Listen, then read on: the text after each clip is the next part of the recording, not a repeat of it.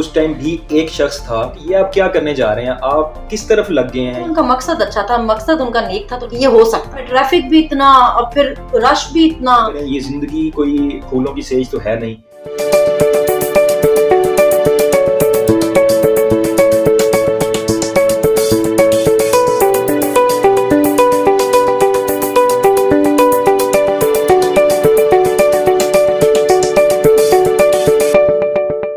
बिस्मिल्लाहिर्रहमानिर्रहीम। अस्सलाम वालेकुम व्यूअर्स, जाहिद और सनम के साथ बैठक में मैं आपको खुशामदीद कहता हूँ। आज का हमारा टॉपिक जो है डिस्कशन के लिए वो है डिटर्मिनेशन। हम सबकी ज़िंदगी में बहुत से अप्स एंड डाउन्स आते हैं, हम लोग लो फील करते हैं और बहुत से ऐसे मौके आते हैं जब हम लोग मायूस हो जाते हैं। तो आज हमने एक ऐसे शख्स की ज़िंदगी पे बात करनी है जिसकी सारी की सारी ज़िंदगी डिटर्मिनेशन के ऊपर फोकस किए हुए थी, और उसमें से हम आपको पॉइंट्स बताएंगे, सनम से डिस्कशन भी करेंगे कि क्यों हमें गिव अप नहीं करना चाहिए, हमें हर मौके पे अच्छी सोच के साथ, पॉजिटिव सोच के साथ बाहर आना चाहिए।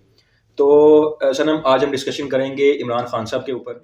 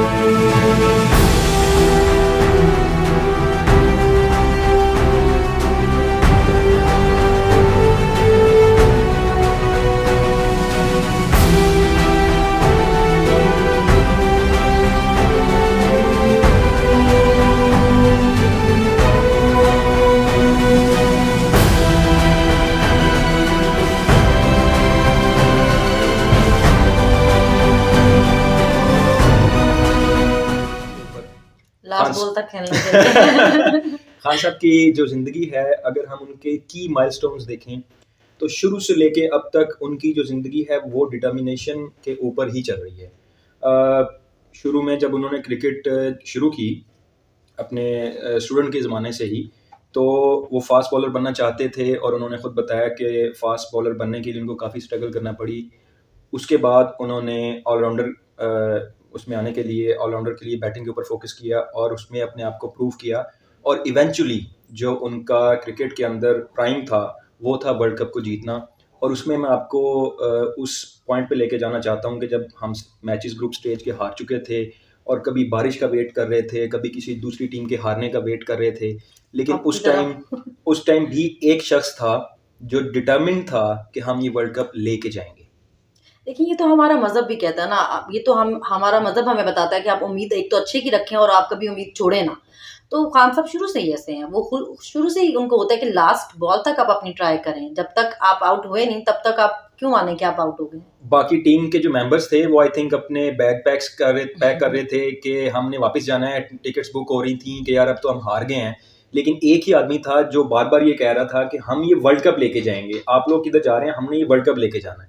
तो ऐसी डिटर्मिनेशन और ऐसी विल पावर जो है वो हर एक की जिंदगी में नहीं होनी चाहिए। बिल्कुल होनी चाहिए। अभी इसी डिटर्मिनेशन की वजह से वो कप फिर लेकर भी आए ना, न्यूट्रल अंपायर लेकर आए। वो अभी से तो नहीं ना न्यूट्रल कर रहे, वो तो 1992 से न्यूट्रल अंपायर कर रहे हैं कि न्यूट्रल ही होना चाहिए। आप लोगों ने उसका मतलब ही कुछ और बना दिया न्यूट्रल का, वरना तो अच्छा मतलब ही था। अच्छा, थोड़ा सा आगे चलें अगर उनकी ज़िंदगी में, तो उन्होंने उसके बाद हॉस्पिटल बनाने की एफर्ट शुरू की, जिसका ऐलान उन्होंने 92 के वर्ल्ड कप की विक्ट्री स्पीच में ही कर दिया था कि मैंने एक कैंसर हॉस्पिटल बनाना है जो मेरा ख्वाब है। उसमें भी उनको बहुत से सेटबैक्स देखने पड़े, लोगों ने उनको बहुत उन पे तनकीद की कि आप ये किस तरफ आ गए हैं, ये नहीं हो पाएगा, इतना बड़ा प्रोजेक्ट है, बहुत बड़ा हॉस्पिटल है, ऊपर से कैंसर का हॉस्पिटल, पाकिस्तान में इसकी कोई मिसाल नहीं है। कभी बना नहीं है, आप ये किस तरफ चल पड़े और और आप ये फिर कैसे करेंगे? और फिर उनका वो कहना और फ्री ट्रीटमेंट की उसमें देना चाहते थे ना, एग्जैक्टली, इसलिए लोग बिल्कुल भी इस पे नहीं मान रहे थे कि ये हो सकता है, पॉसिबल ही नहीं लगता था उनको कि एक तो कैंसर हॉस्पिटल बने और ऊपर से फिर फ्री ट्रीटमेंट हो। फ्री ट्रीटमेंट हो। तो इसलिए लोगों ने उनको अप्रिशिएट नहीं किया शुरू में, लेकिन तब भी उन्होंने हमेशा की तरह हार नहीं मानी और वो करते रहे स्ट्रगल अपनी। उनकी और अपनी फैमिली मेंबर्स और जो डॉक्टर्स की टीम थी जिनके साथ वो कंसल्ट कर रहे थे, वो भी सब ये कह रहे थे कि फ्री कैसे होगा इसमें ट्रीटमेंट, चलो तुम हॉस्पिटल बना भी लो तो इसमें लोगों का फ्री इलाज कैसे करोगे, क्योंकि कैंसर का इलाज बहुत ही महंगा तस्वुर किया जाता है और इसमें बहुत सी डिफ़िकल्टीज होती हैं, बहुत ज़्यादा एक्सपेंसिव इक्विपमेंट मशीनरी आती है, सही है। तो दवाइयाँ बड़ी महंगी हैं, लेकिन उन्होंने साबित किया फिर एक दफ़ा। लेकिन क्योंकि उनका मकसद अच्छा था, मकसद उनका नेक था, तो लोगों ने फिर उनको हेल्प किया। लोग जो होते हैं लोगों को बेशक आप जितना मर्ज़ी समझते रहें कि इनके कच्चे ज़हन है या ये इनको पता नहीं, इल इन्फॉर्म्ड है, लेकिन लोग जो होते हैं वो नीयत देख लेते हैं। लोगों को इवेंचुअली आप जितना मर्ज़ी आप उनको उनके आप फीड करते रहें कि ये ठीक नहीं, वो सच उनको नज़र आता है। तभी भी लोगों ने उनको सपोर्ट किया, फिर हॉस्पिटल बना भी, देखिए अभी हॉस्पिटल बना ही था तो बना हुआ था, आज तो वो अपने में यहाँ पे इलाज करवा रहे हैं ना, उनको बाहर नहीं जाना पड़ा लंदन इलाज कराने के लिए।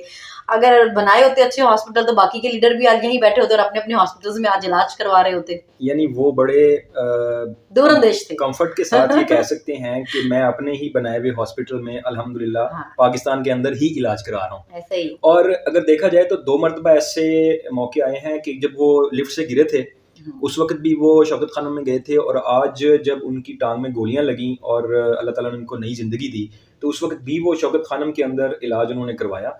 तो ये भी एक किस्म का प्रूफ़ है कि अगर आप विल पावर आपके पास हो और आप डिटरमिन्ड हों किसी भी चीज़ को अचीव करने के लिए, तो आप वो अचीव कर सकते हैं। देखिए जैसे हम लोग इस पे बहुत एतराज़ करते हैं कि जितना ये लीडर भागे-भागे बाहर जाते हैं अपना इलाज करवाने, आम आदमी को तो ये सहूलत मैसर नहीं है ना। हुँ, तो आपने कभी ऐसा हॉस्पिटल क्यों नहीं बनाया जिसमें आप अपना इलाज करवा सकें? मगर इमरान खान के लिए आप ये नहीं कह सकते कि उन्होंने ऐसा कोई हॉस्पिटल नहीं बनाया जिसमें वो अपना इलाज नहीं करवा सकते। उन्होंने बनाया और वो उन्होंने इलाज भी यहीं करवा रहे हैं। इलाज भी करवा रहे हैं।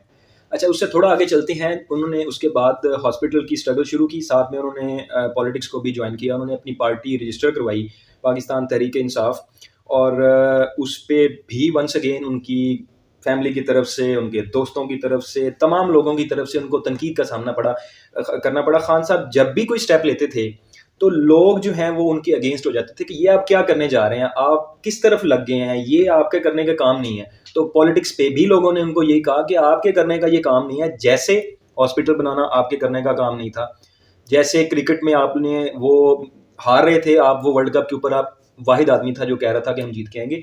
फिर पॉलिटिक्स में इनको इसी तरह फेस करना पड़ा, लेकिन उसमें फिर उन्होंने कहा कि मैं इसमें गिव अप नहीं करूँगा, मैं लास्ट बॉल तक जाऊँगा। और फिर हमने देखा कि 96 से लेके उन्होंने स्ट्रगल स्टार्ट की और उसके बाद एक ही सीट जीतते रहे काफ़ी अरसे तक, जिसकी वजह से उनको तांगा पार्टी भी एक शख्स ने कहा कि इनकी तो तांगा पार्टी है, तो ये तो देखिए ऐसे उनकी ऐसी चलेगी। टांगा पार्टी थी जिसको अब रोकने के लिए सारी पार्टियों को इकट्ठा होना पड़ा, अपने नज़रिए छोड़ने पड़े, अपनी बातें छोड़नी पड़ी। और ये खान साहब को कहते हैं कि आपने हमें चोर-चोर कहा दुनिया में जाके, उन्होंने तो कहा ही नहीं। ये तो शुरुआत ही आप लोगों ने खुद ही की। आप एक-दूसरे को सालों चोर कहते रहे हैं, सालों आप अपने सपोर्टर्स को बताते रहे हैं, ये चोर है, ये चोर है। अब खान साहब को सियासत को कहने वाले की कभी सियासत नहीं कर सकेगा, इस वक़्त उन्होंने सबकी सियासत खत्म कर दी है पाकिस्तान में। ना इनके पास सियासत बची है, ना इनके पास पार्टी बची है, अब इनकी पार्टियाँ भी खत्म हो गई हैं, ये पीडीएम हो गई हुई है। इनकी पार्टीज़ के नाम तक नहीं छोड़े उन्होंने। ऐसी सियासत की है उस बंदे ने, और मतलब उसने बताया है कि उसने किसी जगह भी हार नहीं मानी।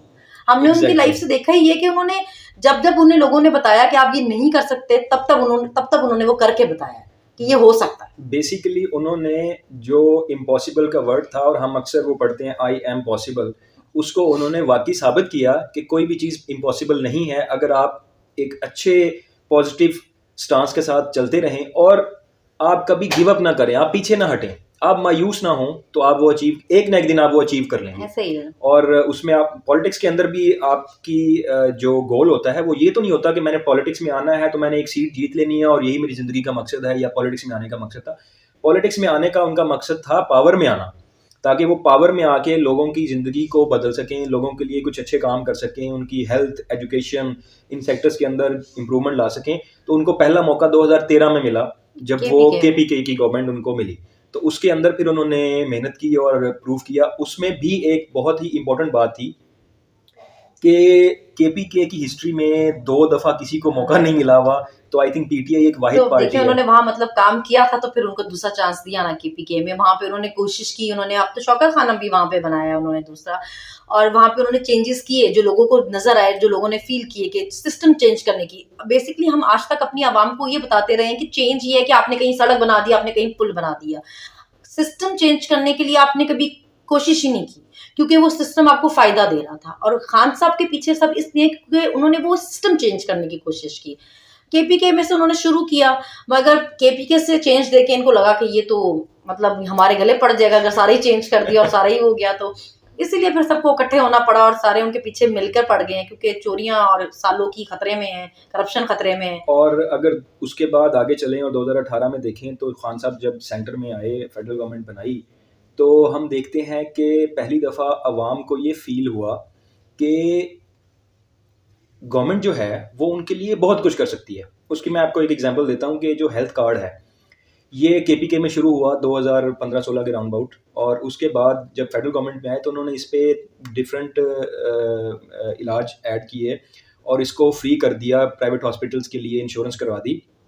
अब अगर एक गरीब आदमी है और उसको खुदा ना खास्ता किसी को हार्ट अटैक हो जाता है, तो उसको सरकारी हॉस्पिटल में लाइन में लग के ऑपरेशन कराने की ज़रूरत नहीं है। वो किसी भी प्राइवेट हॉस्पिटल में जाएगा और उसका इमरजेंसी के अंदर फ़ौरन ट्रीटमेंट होगा, इलाज होगा, इवन ऑपरेट करना पड़ता है ऑपरेट होगा, और वो सब कुछ फ्री ऑफ कॉस्ट होगा। आज तक किसी आम आदमी ने ये इमेजिन ही नहीं किया था कि एक ऐसा शख्स जो लंदन में इलाज अफोर्ड नहीं कर सकता, वो इस तरह प्राइवेट हॉस्पिटल्स के अंदर जाके इतना महंगा ट्रीटमेंट उसका फ्री ऑफ कॉस्ट हो जाएगा। अफ़सोस की बात ये है कि आप ऐसी इतनी अच्छी चीज़ को भी कंट्रोवर्शियल करने की कोशिश करें, उसको ख़त्म करने की कोशिश करें, जिससे लोगों को, आम आदमी को बहुत फ़ायदा मिल रहा हो। खान साहब ने और बहुत चीज़ें बताई हैं आवाम को। जैसे लोग उनको इसलिए सपोर्ट करें क्योंकि इससे पहले हमें भी नहीं पता था हमारे राइट क्या हैं। हम भी इसी पे खुश थे, एक सड़क और एक पुल पे। मतलब अगर अभी हमें पता है कि ये जो आप हमें सेहत की सहूलत दे रहे हैं, ये हमारा हक था। हम आपको टैक्स इसलिए दे रहे थे कि आप हमें ये सहूलियत सारी दुनिया में मिलती हैं। सिर्फ़ पाकिस्तान में ऐसा होता है कि आप आवाम से टैक्स भी लेते हैं और वो आवाम पे नहीं लगता। वो आप बाहर इन पॉलिटिशियंस के अकाउंट में जाता रहा है। लोगों को वो सहूलतें नहीं मिलती रहीं जो उनका हक था। अब जैसे डैम देखें, इतनी ज़रूरी चीज़ थी, मगर अब से पहले पाकिस्तानियों को पता ही नहीं था कि डैम्स बने ही नहीं पाकिस्तान में।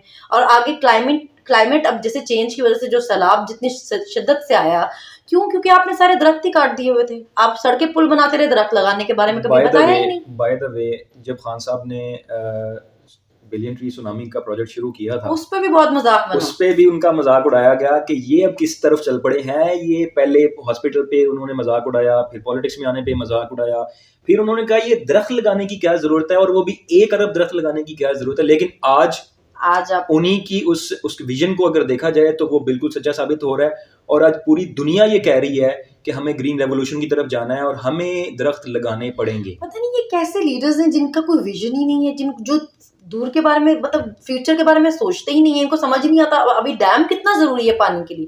इनको कभी महसूस ही नहीं हुआ कि ये orange train, pink train, red train, yellow blue जितनी ट्रेन है, इनसे ज्यादा जरूरी था डैम, इनसे ज्यादा जरूरी थे हॉस्पिटल्स, एक पुल दूसरा पुल, मतलब। और फिर पूरे पंजाब का बजट आपने सिर्फ एक लाहौर में लगाया, और वो बाकी फिर पूरे शहरों की, छोटे इलाकों की, कस्बों की सारी आबादियां लाहौर में आ गई। लाहौर में ट्रैफिक भी इतना और फिर रश भी इतना, क्योंकि आपने दूसरी शहरों में अपॉर्चुनिटीज ही नहीं दी, डेवलपमेंट ही नहीं दी। एक लाहौर को डेवलप करते रहे क्योंकि वहां आप खुद रहते थे। इस तरह की चीजें लोगों के सामने आ गई, लोगों को पता चलना शुरू हो गया कि ये तो कोई कामयाबी नहीं थी कि आप एक ही शहर को आप डेवलप करते रहे, या आपने ट्रकें, ट्रेनें और पुल बनाना जरूरी समझे, लेकिन आपने डैम्स बनाना जरूरी नहीं समझे, आपने दरख्त लगाना जरूरी नहीं समझे। और फिर जिस तरह कोविड पे उनका मजाक उड़ाया, वो भी उन्होंने बहुत अच्छे तरीके से उसको हैंडल किया। मतलब दुनिया ने अप्रिशिएट किया, उसको एक्नॉलेज किया, तो बिल्कुल दुनिया ने उसको किया। और आप यहाँ पे क्या किया, यहाँ पे मजाक ही उड़ाते रहे उनका शुरू से। बल्कि उनको मीडिया की तरफ से भी और कम्युनिटी की तरफ से भी ये फेस करना पड़ा कि आप स्ट्रिक्ट लॉकडाउन की तरफ जाएं, आप पूरी की पूरी सिस्टम को बंद करें ताकि लोग अपने घरों में रहें और हम इससे निकल आएंगे। लेकिन उन्होंने दूरंदेशी से काम लिया। उन्होंने देखा कि अगर मैंने इसको मुकम्मल स्ट्रिक्ट लॉकडाउन कर दिया तो हमारी इकॉनमी जो है वो बैठ जाएगी, और जिन लोगों का बेचारों का रोजगार, जिन लोगों का जुड़ा हुआ है, जिन्होंने बाहर निकलना है तो उनका काम चलना है, उन्होंने रोजी रोटी कमा के घर में कुछ पैसे लेके आने हैं, जिससे जैसे खान साहब कहते हैं ना कि इनके पास तालीम है भी नहीं और ये हासिल करने की कोशिश भी नहीं करते। वही हाल था, इंडिया को देखा भी था मगर फिर भी उससे सबक नहीं सीखा।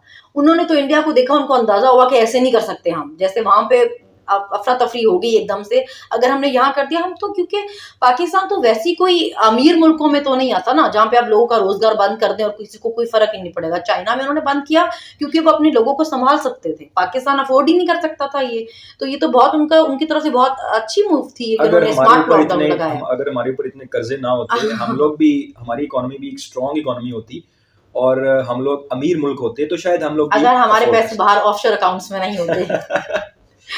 तो नाज़रीन, आज के इस शो में हमने जो डिस्कशन किया उसका मकसद यही था कि आप लोगों को ये बावर कराया जाए कि अपनी ज़िंदगी में किसी भी किस्म के हालात हों, आप उसमें गिव अप ना करें, आप मायूस ना हों, आप उसमें से निकलने के लिए, उसमें से बाउंस बैक करने की कोशिश करें और हर तरह के हालात का मुकाबला करें। ये ज़िंदगी कोई फूलों की सेज तो है नहीं, इसमें हर एक के लिए मुश्किलात आएंगी, कांटे आपको फेस करना पड़ेंगे, आपको चलना पड़ेगा कांटों के ऊपर, लेकिन इसमें कामयाब वही होगा जो भागेगा नहीं, जो भागेगा नहीं जो और लड़ना नहीं भागेगा, जो डिटर्मिनेशन के साथ, जो विल पावर के साथ चलता रहेगा।